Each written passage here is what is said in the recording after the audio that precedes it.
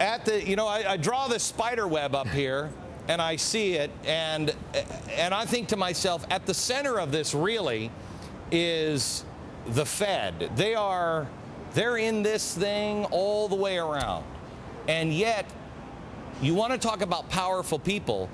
You've got a majority of congressmen that are willing to say, we need to open up the books of the Fed. You can't even get this thing brought to the floor now. Why is that? Well, so far we haven't been able to. We have 273, which includes almost 90 Democrats, so the large majority of the congressmen want it. They don't want it because they really understand the issue and they're not motivated by philosophy as much as the fact that this has struck a chord with the American people, and the American people are demanding more transparency. So I think this is very good. Now, I think we had the first demonstration last week when Jim DeMint tried to bring it up in the Senate. Even though he was doing exactly what they had done 4 times on that same bill, they ruled him out of order and said, well, you're not following the rules. That means the information is coming up from above and on down. That means from the administration and leadership, both Republicans and Democrats. So who's blocking it? Can you name names? Who's blocking it? Well, I don't know the individual, but I would know one thing. If Obama wanted change and change of this system, at least exposure, he could do something. But you know, he got nearly $1 million from Goldman Sachs.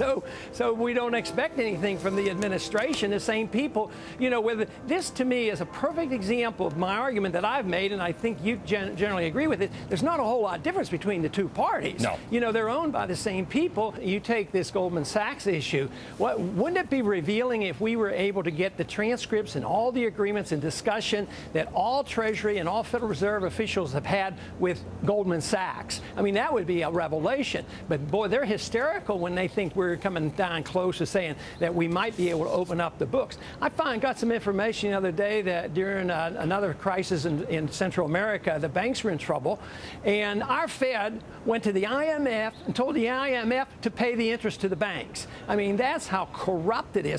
And the whole thing is as this system continues to falter, they're not going to give up. They're going to move all these shenanigans over to the IMF. They're going to have a world organization. So the powerful elite then will have a world currency. That's what they're being planning for right now. So we as a people really have to wake up. My effort is exposing the Fed, opening up the books. The American people want it, and we have both Republicans and Democrats demanding it. But you made the right point. How are we going to get the leadership to do what the American people are demanding? How much time do we have, Ron?